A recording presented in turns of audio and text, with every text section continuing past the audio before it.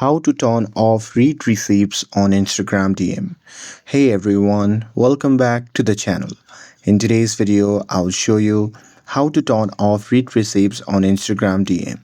So now without further ado, let's get started. So here, first thing first, open the Instagram app on your phone and make sure that you're logged in to your account. And now here, once you're inside the app, just tap on the profile icon shown in the bottom right corner of the screen. And now here, once you are inside the profile section, just tap on the three dash icon shown in the top right corner of the screen.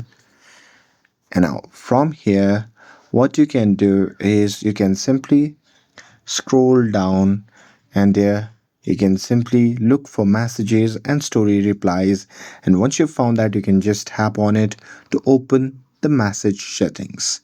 And now here in this section, what you can do is you can just tap on this option that says show read receipts. And now here in this section, just toggle off this option that says read receipts, and here once you've done that, you have completely turned off the read receipts on Instagram. And that's it. With this, if you found this video helpful, then don't forget to like, share and subscribe to get updated for more videos. Thanks for watching, and I'll see you in the next video.